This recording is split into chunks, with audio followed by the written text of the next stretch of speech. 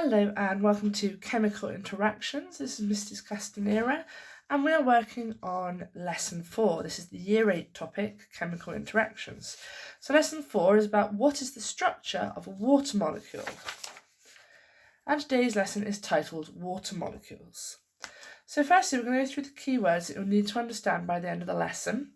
These are covalent bond, share, molecule, intermolecular, weak, strong, cohesion, adhesion, and delta, and we'll learn more about these during the lesson. So firstly, I'd like to pause the video and complete the knowledge check, please.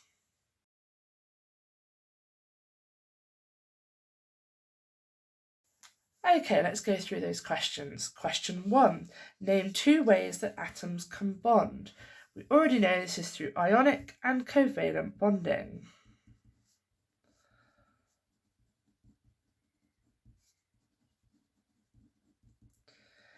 So there are other alternative acceptable answers such as metallic bonding, but if you wrote intermolecular forces, that would be an incorrect answer.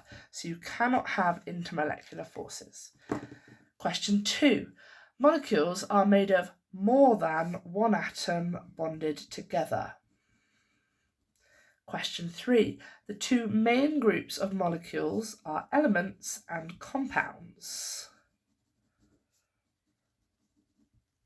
Question 4.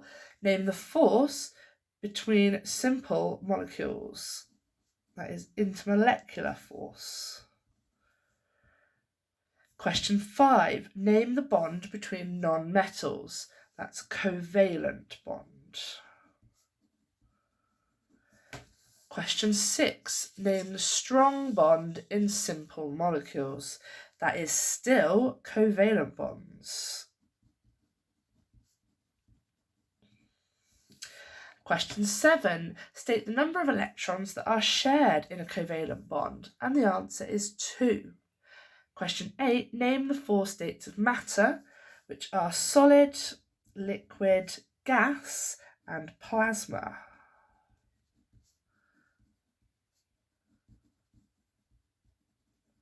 I'd like to give yourself a mark out of 8 for that, please.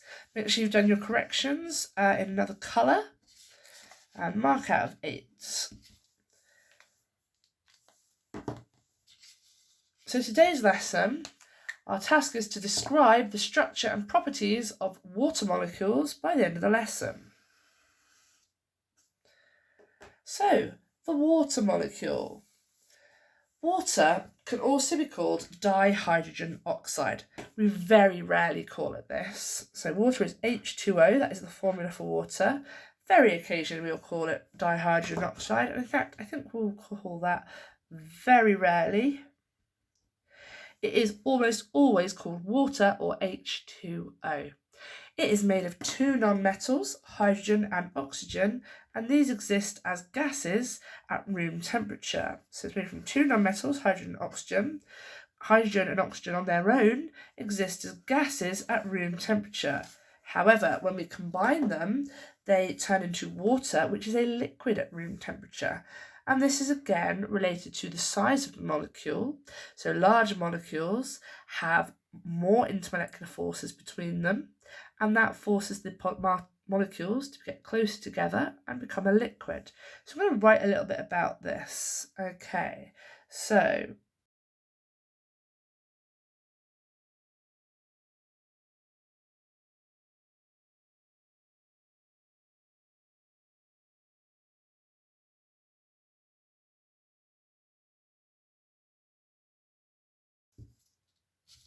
there we go. So when oxygen and hydrogen bond together to form water, they become a liquid, and that is because of the increased intermolecular forces.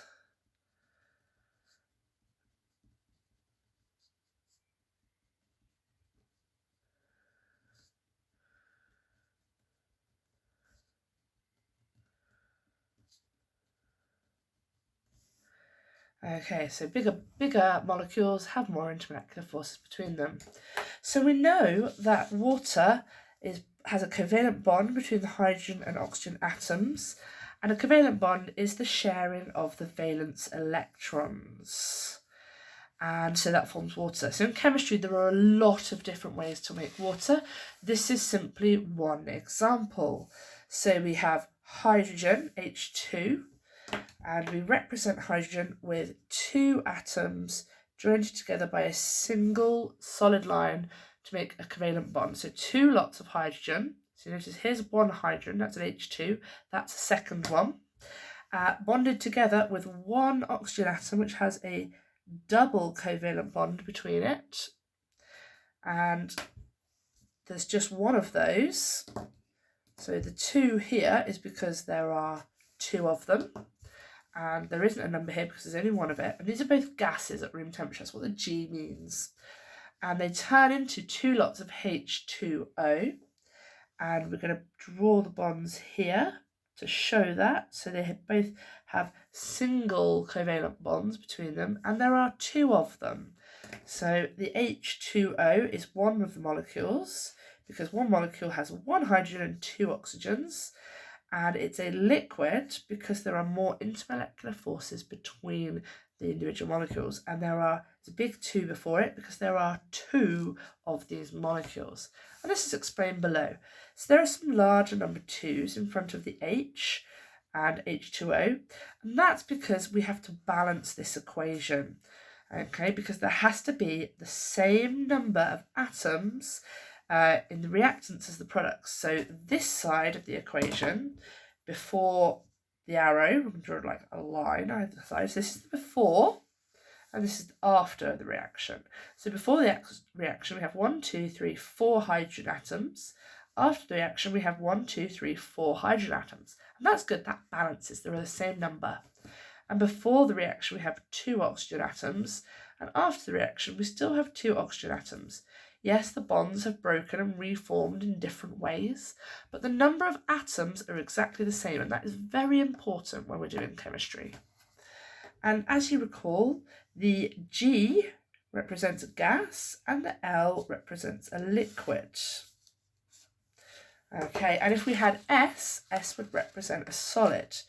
So we're going to write that. So little s is a solid. Now we're just going to annotate along here, so you can see that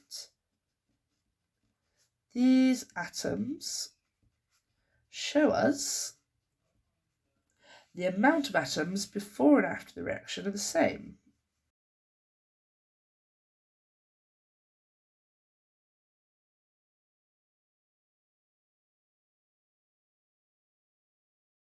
There we go.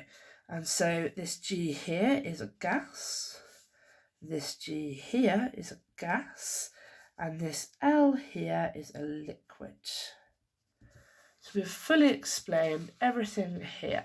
So make sure you've got all of these notes written down. If you need to pause the video to do that, that's fine. And we're just going to move on to the next page. So the structure of a water molecule. So this here is a water molecule, and there are two hydrogen atoms, and they are covalently bonded with the oxygen by sharing their electrons. Okay, and you can see that in the diagram. And in fact, to make it clearer, I'm just going to use a couple of highlighters to show the different atoms being shared. So using orange, I'm going to highlight one of these electrons, which is the hydrogen, and another electron here, which is from the hydrogen. And then we'll do oxygen in yellow. So these are the electrons in oxygen. These are the valence electrons on the outside. And as you can see, oxygen is also sharing one of its electrons in a pair with the hydrogen. So we shall label this. So there and there we can find our covalent bond. Okay, so this is the sharing of a pair of electrons, so that's our covalent bond. Right, so from this diagram, you can see that the hydrogen atoms bond in unusual positions. They bond both on sort of to one side of it, and we do know about this already because we have shown this before in a previous lesson. So here we've shown this before with, water, H2O, and you see that the hydrogen atoms bond on this side and the oxygen has two pairs of electrons on the other side. So the position of these bonds causes the two positive hydrogen nuclei, which are up here, the positive hydrogen nuclei, to become close to each other. And that forces the negative electrons to the other side of the oxygen. So this skewed orientation of electrons causes the water molecule to have a slightly negative end up here because all of these are negatively charged electrons. So this end is extra negative, and this end here is slightly positive, and that is because of the positively charged hydrogen nuclei. So it still has some negative electrons, but it has these two hydrogen nuclei which are positively charged. So this side of water becomes positively charged, and this side of water becomes negatively charged. So this end is positive, that end is negative. And we're going to show that with something called a Greek letter, delta. So this Greek letter delta, okay, this symbol here, which represents a small amount. Okay, and so we say that the oxygen end of the molecule has a delta negative charged, and the hydrogen end is a delta positive charge. So let's label that. So this is delta negative, and this is delta positive. In fact, normally I would put it where I've written covalent bond. So I'm going to put it just here. So that's delta positive there. So this part here is positively charged, this part's negatively charged. So we're going to label some things here. We've got our negative electrons. And over here, we have our positive nuclei. Nuclei is simply the plural of nucleus. Okay, and there are two of those. There's another one over here, but I'm not going to draw the arrow, okay, because it will just draw it straight across this diagram. But you can see what I'm on about here. Positive nuclei. Okay, so there are two of them. And the positive nuclei give it its positive charge at this side, and the negative electrons give it its negative charge on that side. So it's just a little bit of our highlighting we need to do here. Okay, so two positive hydrogen nuclei, which we've talked about here, are close to each other. Okay, and that's because of the bond positioning. And the negative valence electrons, okay, are on the other side. So here's our negative valence electrons. So it's a skewed orientation, which we've already shown, and that causes the water molecule to have a slightly negative end and a slightly positive end, which we just talked about. Now this is a bit like the poles on a magnet, like a positive pole and a negative pole, the different ends. So because of this idea of poles, we call water a polar molecule. So water is a polar molecule. That means it has a positive end and a negative end. So here you can see delta plus, this is the symbol, and that's what it means in words. We're going to do the same again for delta minus. And you literally say delta plus, delta minus. Okay, just so we're familiar with that. Now we're going to move on to the student notes page, okay, before we start talking about this, just to clarify this and draw some diagrams on our own. So we're going to write a little note to ourselves, see student notes page.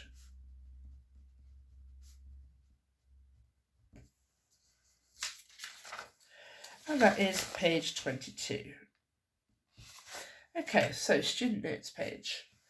Now, there are two ways to draw this. We're going to be drawing water. There is the way that they drew it for us. Okay, and I'm going to redraw that for you. And then there's the way that I think is simpler because it's easier to remember how to do it. So you can use a compass or you could just use a pencil. So I'm just going to use a pencil this time. So here we have, as you can see, it's not perfect. Make sure you are using pencil so you can rub out any mistakes. So here we have my version of what's on the previous page. And we're going to fill in the electrons. So for the hydrogen atoms, I'm going to give them circles for their electrons, and for the oxygen atom, I'm going to give it crosses for its negative electrons. And as you can see, this is the positive end because the hydrogen nuclei are positive, and this is the negative end because electrons are negatively charged. I'm going to write negative and positive next to that so that we don't get confused. So this is just a drawing exactly the same as the one on the previous page, just simpler. Now I draw slightly different water. Okay, I draw it like Mickey Mouse. That's how I remember how to draw it. So it's simply a circle with Mickey Mouse ears. And all of a sudden, something that's quite tricky to draw becomes very simple. And it's the same idea. We have hydrogen molecules with their circles for electrons, and we have the oxygen with its negative electrons here. And it's just the opposite way around now. So positive at the top, next to the Mickey Mouse ears, so happy positive Mickey Mouse ears, and negative electrons at the bottom, denoting the negative charge. And we're just going to label this as the Mickey Mouse. That's just to help you remember how to draw it. Version of water. Okay, so that's the Mickey Mouse version, how to draw water molecules. Okay, so now that we've done that, please make sure you have done that before you move on. Pause the video if necessary. Now that we've done that, we're going to go back to our previous page, which was page 20, and we're going to carry on with the nature of a polar molecule. So polar molecules can develop weak intermolecular bonds, just like other intermolecular bonds, and they are with other molecules that have either positive or negative charge. Okay, so that's called adhesion. So adhesion is when polar molecules develop weak intermolecular bonds with other molecules that have positive or negative charge. Okay, so that's adhesion. There's also something else that happens. Water bonds to other water molecules. Okay, so they bond to each other, and that is called cohesion. So adhesion, different molecules. Cohesion is all water molecules. And in fact, water molecules behave a little bit like small bar magnets, where opposite poles attract and similar poles repel. So it's the same rule that we've already got. So opposites attract and similar repel. So here we have a diagram to show this. And so what you can see is this is a simpler way of drawing it. They do look very much like Mickey Mouse ears, but rotated. And you're going to complete this diagram, and you're going to show the intermolecular forces. So this here represents an intermolecular force. I will label that for you. So this is representing an intermolecular force.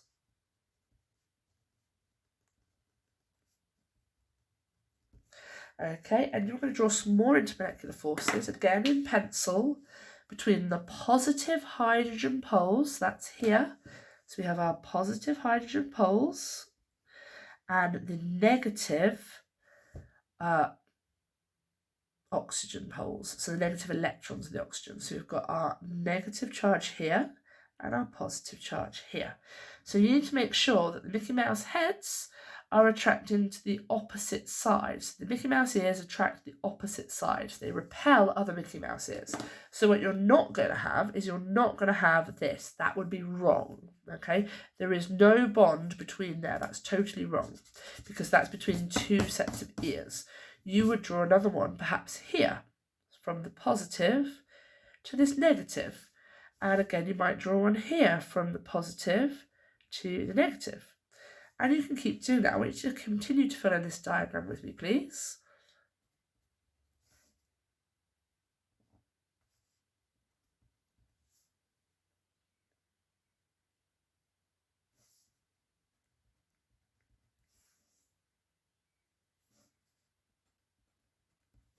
There we go. So there's not too many options for bonds to be produced here, for what intermolecular forces even to be produced here. Okay, so but this is some examples. Now, water is a liquid at room temperature. It's good, important to know. You should know this already through your own experiences with water in life. Okay, and that's because water molecules have enough energy to overcome the weakened molecular forces enough so that they can flow past each other.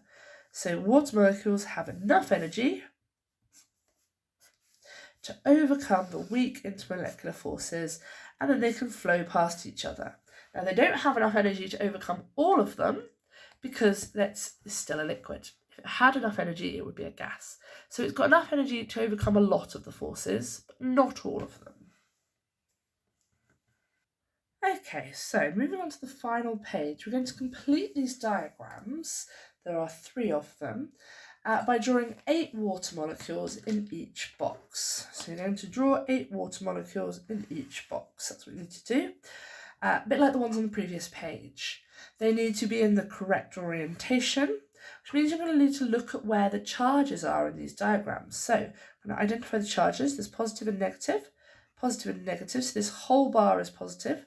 This whole bar is negative. I'm going to add that on just to make that very clear. Okay, so the whole bar is positive this time. So this whole bar is negative, and this whole bar is positive. Okay, and in this one, you're going to have to identify which end is positive and which end is negative yourself. This is the challenge task. So for example, you're going to need to draw 8 circles, okay?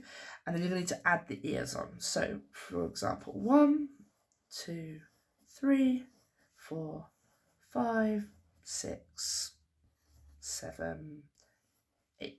Okay, so where are the ears on this going to go? Are the ears going to be attracted towards the positive, or are they going to be attracted away from the positive? Okay, so where are the ears going? Which side? So you decide. Well, are the ears positive or negative? Are the ears attracted towards the negative charge, in which case they'll point towards it, or are the ears attracted towards the positive charge? You decide. Here, you're going to draw 8 molecules like this. Mine are probably a tad too big. If you can't fit 8, don't worry, just do a couple less. 3 is not enough. Okay, and again, are the ears, the Mickey Mouse is going to go this way, pointing towards the negative charge, or are they going to go this way, pointed towards the positive charge? You need to decide. Only one of those is correct. Remember, those Mickey Mouse ears are the hydrogen atoms, which contain the hydrogen nuclei. You need to think about the charge there. And for this one, you've got 3 molecules already, so you just need to draw maybe 5 more.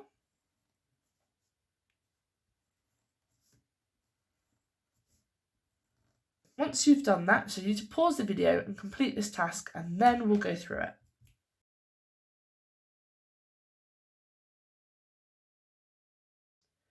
Okay, so here's a sample answer for you, and what's important to note is that each of these I've drawn on the positive and negative end, okay? So the positive side is the side with the 2 hydrogens, and they should all be pointing towards the negative charge. And over here, my negative side should be pointing towards the positive charge, and the positive sides should be pointing away. So this is an example of a correct answer for adhesion. Here, we have another example of adhesion. So again, the water molecules in the middle, and they're being attracted or repelled from areas of charge. So here we have the positive charged end of the water molecule with the hydrogens pointing towards the negative bar, and the negatively charged side of the water molecules pointing towards the positively charged bar. Now for cohesion, this one was trickier, and so I've labelled it delta minus, delta plus, so the positive end being the Mickey Mouse ears that are positively charged because of the hydrogen nuclei, and the negative side from the electrons on the oxygen. And I've gone and done that with the positive and negative on each of the other ones as well. And you can see that the positive side will be attracted to the negative, like so. In fact, I'm going to do that in a coloured pen so it's clearer to see.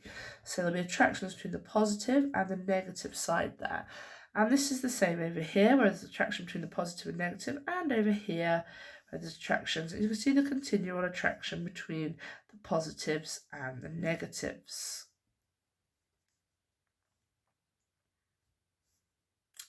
positive to negative.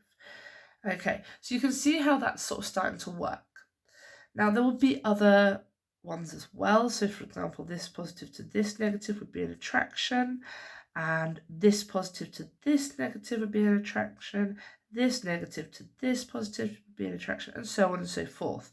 Okay, so these attractions would run between multiple molecules. But as you can see, this is how it occurs. This is cohesion, those attractive forces between individual water molecules. It's just water.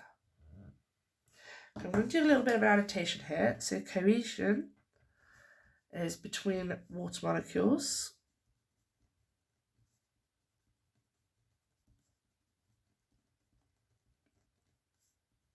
So between only water molecules. And adhesion is between water and other charged particles. And other charged objects, in fact. Could be any object. Okay. So very important to have those notes. When you've done that, I'd like to move on, and I'd like you to pause the video and complete the knowledge check, please. There are 10 questions for this check.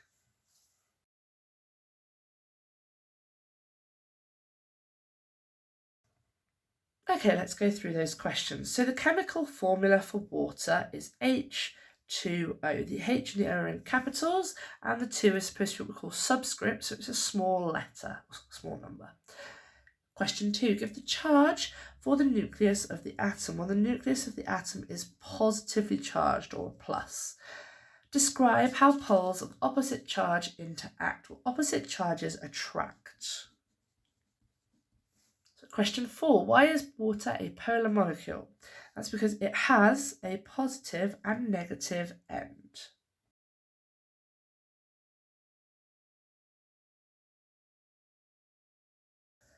Name the bond between the oxygen and hydrogen atoms in a water molecule. So those are the covalent bonds. Question 6. Describe how poles of similar charge interact. Well, similar charges repel. Like charges repel. Name the force between water molecules. Okay, so water molecules, the force is cohesion. Question 8. Define water molecules being attracted to other molecules with charges. That is adhesion. Question 9. Explain why water turns from a liquid to a gas when heated. You should mention intermolecular forces in your answer. So, heating overcomes the intermolecular forces, keeping the molecules closer together.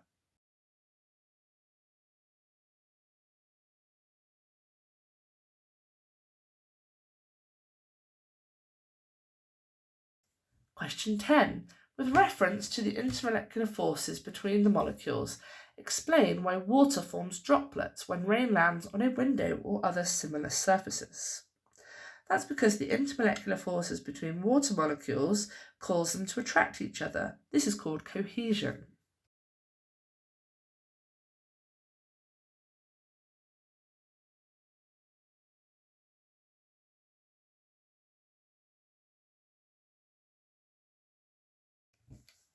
So you need to have used a pen in another colour to mark your answers. Please give yourself a mark out of 10.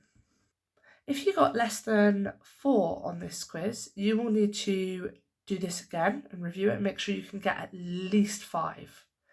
If you got 8 or more on this knowledge check, well done, you've done exceptionally well. What you need to do now is take photos or screenshots of your work and email it to your teacher, please, just to demonstrate that you have completed the work to a satisfactory quality.